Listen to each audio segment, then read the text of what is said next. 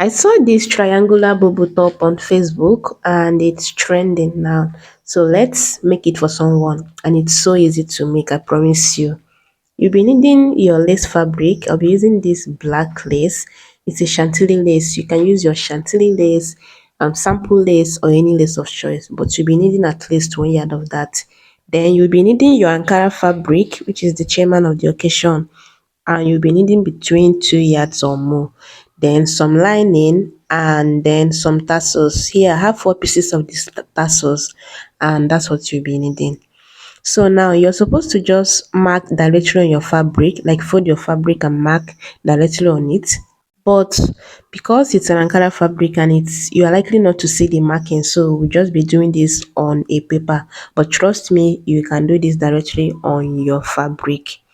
So I'm going to measure the length of the top, which is supposed to be 4 inches above your knee or more, depending on where you want your top to sit. Okay, but it shouldn't be shorter than your hip line. Then you're going to measure your shoulder measurement divided by 2. Then from that point, you are going to mark your sleeve length. Okay, it's supposed to be long sleeve. You're going to mark to your sleeve length, which is supposed to be your wrist. Yeah. So now this is what we have here, the shoulder measurement plus the sleeve length. And now I'm going to just connect it from that sleeve length to the end of the top. That's the length of the top. Yeah. Just give it a triangle shape this way. I'm not sure this is straight, but you're supposed to have a straight line from the sleeve length to the top length. Now for this neckline, I'll be doing 4 inches as the wideness. Then I'll be going down to 3.5 as the depth of the neckline. At this point, go ahead and do any neckline shape of choice. If I'm doing this for me, I would do V neckline for the front and then round for the back neckline. So I'll be maintaining the same thing for the back, which means whatever you see here now will also be the neckline for the back. Then I'm going to cut this out as you can see me do it here. So after cutting this out, I'm going to transfer this to the Ankara fabric, like fold my fabric and then cut it out on it. So I wanted to show you how the shaping is going to be after you're done, but what's the essence, because we'll still be sewing this and I'll be showing you in a practical way how to shape the top by the time you're done. But it's supposed to look like something like this. Okay, so have that in mind. So I've pinned the paper down on the fabric and now I'm going to cut out the neckline, adding ½ inch allowance on the neckline, and then I added about 2 inches just to complete the length at the hem of the top. Now you can see there's a shortage going to the sleeve side. Yeah, you're going to take this pointy part you see me take and then you place it this same way you see me do it.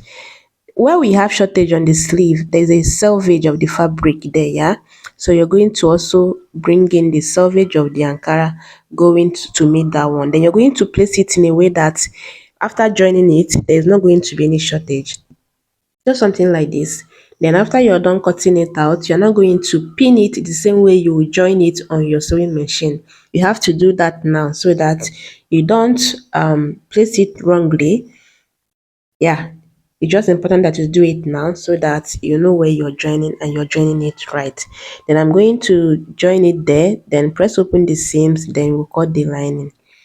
So before cutting the lining, I thought to show you how best to save your lining. You can see that the lining is folded now. Then I placed the front and then the back top on it. Can you see how I placed it? This way, you are saving space. So you don't have to use a whole lot of your lining for this. So I'll just be cutting the front because I already joined, like I already completed the sleeve length for the front and then ironed it out as you can see it here. But I'm yet to do that for the back. So I wanted to just show you how to go about this cutting of the lining. That's why I'm yet to do the back part. Okay, so I'll cut the front this way. Then I'll go ahead and join the back, press open the seams, and then also cut it out on the lining. So after cutting now, I'll now use this pattern again to cut out the lace, the template for the lace, because it will be easier for me that way. So from the shoulder down, I'm measuring 5 inches. Then coming to the neck depth, from the neck depth, I'll be going down 7 inches. You can If you want it lower, you can do 8, 9 or 10. But if you want it shorter too, you can also do maintain the same 5 inches we have on the shoulder. So later on, I'll be doing slits. I'll be adding slits to the center of the neckline because this person is a breastfeeding mom, so that it will be easier for her to breastfeed her baby. So 4 inches for the slit, then the lace will be stopping 3 inches after the slit. Yeah. So now I'm going to just freehand it, give it this shape because that's what I like to go for. Whatever shape you want at this point, go ahead and connect it like that. Now coming to this side, I'll be marking 4 inches here as the wideness for this one. You can also decide to do the same 5 inches you did at the top, but I want it this way. Then you're going to connect it like this. You can see there's a crisscross now on the shoulder part. We'll be working with that. I'll be showing you what to do with that. So now I'm going to cut this one first, then go ahead and fold my lace fabric, place it on it, and then just cut it out. So I folded the black lace, and this neckline part is going to the folded part of the fabric. Okay, then this other part, you can see there's shortage. Don't worry, we'll be making it up with the other one, the other side of this um lace placement. Do you get that? So I'll just go ahead and cut it out, then add the same allowance I added on the neckline for the ankara, then also on the shoulder part.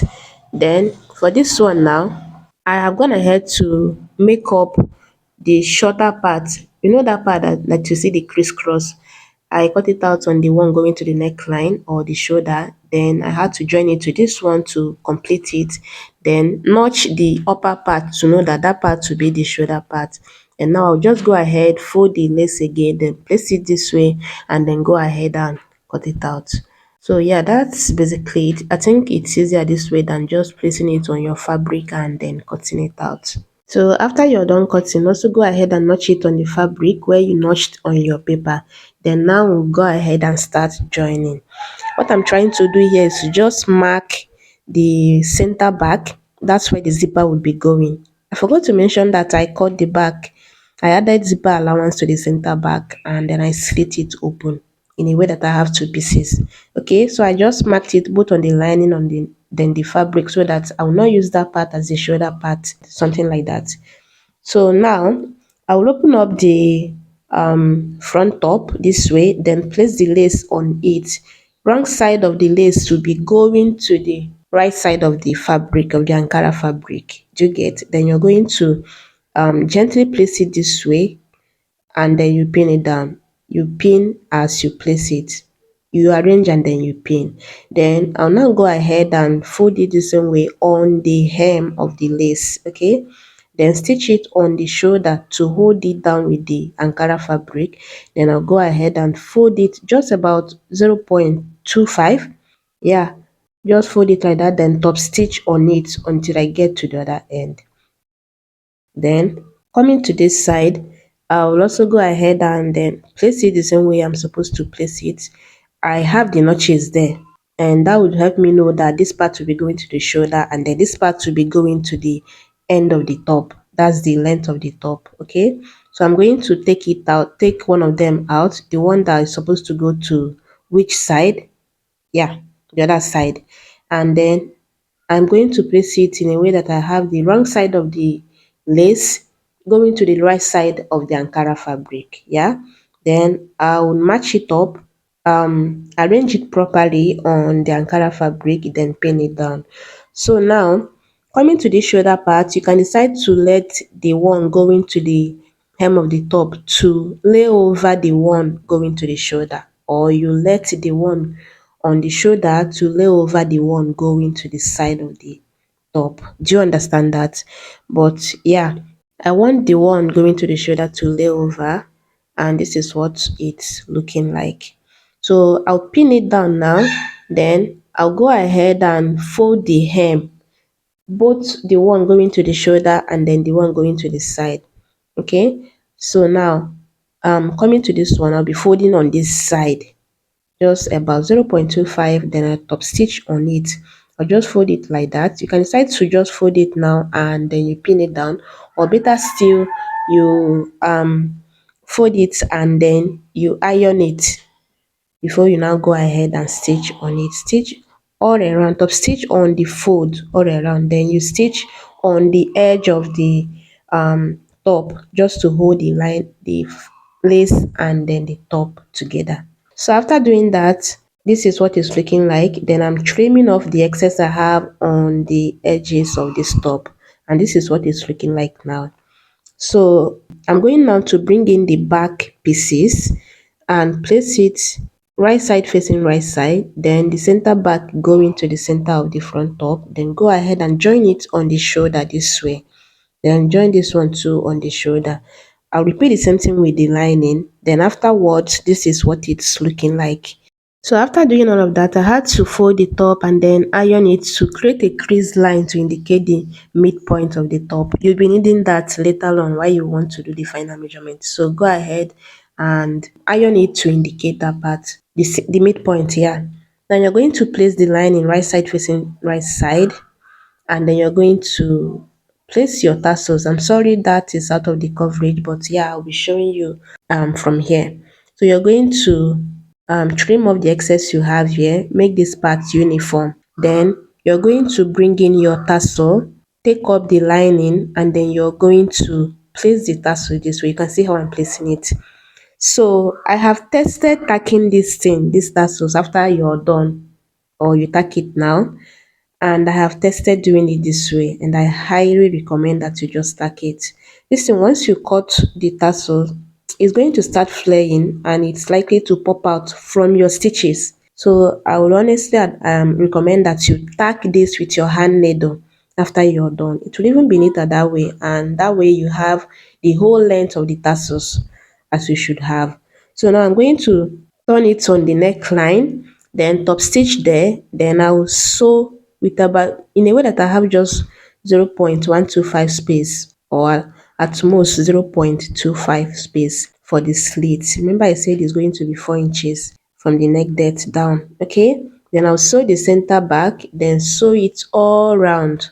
Yeah, make sure you place your tassels right if you want to do it the same way I showed you here. But remember I said you're supposed to tag this so that it will be firm and you don't have it popping out from the stitches. So while sewing, I'll be leaving this space because that's where we'll be turning it. So I'll sew and leave that space, and if you feel like that is too much, you can reduce it. If you feel that that is small, you can also add to it. So after doing that, this is what it's looking like. I turned and then I ironed it out, and this is how neat this is coming out. So for the opening or the slit, you can see just the tiny amount of space I have there, and that's why I'll be cutting it through, and that will be the slit. So now I'm going to turn this out from this space that we created. Okay, so I'll turn it out nicely, then go ahead and iron it out, and afterwards this is what it's looking like. So you can see the slit now. When you bring the neckline together, it's not even going to look like you have a slit there. That's the kind of slits I want for the neckline. Yeah, and that's why I did it that way. So now I'm going now to prepare the center back for the zipper. I'll hold them together as you can see me doing it here. Then I'm going to measure the length of the zipper that I want. Measure it, then from that point I'm going to sew 1 inch down and then fix my zipper on the other space that I created for the zipper. Then after doing that, this is what it's looking like. You can see how neat this is coming out. So now, the next thing I'm going to do now is to hold the top this way from the shoulder in a way that you have the front and back laid out nicely like this. Then now, to do the final measurement, you're going to measure from the shoulder down to your chest line plus extra 2 inches. Her chest line is supposed to be 9 inches, but I have 11 here. Then you're also measuring down to her waistline. Yeah, that's where you'll be taking the waist measurement. You can then decide to measure down to the hip, and then you just mark a line as you see me do it. I'll be showing you what to do with that. So instead of measuring this way, you are supposed to measure from the midpoint. That's the essence of creating that crease line, like indicating the midpoint of the top. So from the midpoint now, you're going to divide the bust circumference by 4. Then you mark, yeah, you mark it here, and then also from the midpoint going to this side in a way that you have your bust circumference divided by 2 after you're done. So now, to make sure I have the same thing on both sides, I'll measure from the shoulder on the right side down to where I have the bust measurement, then measure the same thing on the left hand side just so I have it the same. Then I'll come to the waistline and then divide the waist circumference by 4, then mark it on this right side, yeah, and then I'll also start from the midpoint and mark it on this other side. Then again, I'll measure from the shoulder to make sure I have the measurement directly on her waistline. Then I'm going to connect from the bust to the waist like this. Then coming to the hip, I'll just measure from the midpoint. I'll measure from the shoulder down to the hip line again. Then from that point, from the midpoint of the top, I'm now going to measure her hip circumference divided by 4. I'll mark it on this side. You can see that it's going out of the top. That is just to give you direction of where you're supposed to curve this to. So you're going to curve it like you're connecting it to the hip line, and you should have something like this. So if you want it firm on your body, you can do your actual measurement. But if you want it loose, like a bit loose, you can add 1 inch to the measurement you have here, and then you just sew it like that. Then after doing that, I tacked the tassel on the, yeah, the remaining tassel, one of them, on the center back. And this is what this top is looking like. This top is so beautiful, and you can pair this with your skirt, with your sleeveless gown, with your trouser, or however you choose to style this. But this top is definitely a bang. So with this, we've come to the end of our tutorial. Do let me know what you think in the comments, and I'll see you on my next one. Be good. Bye.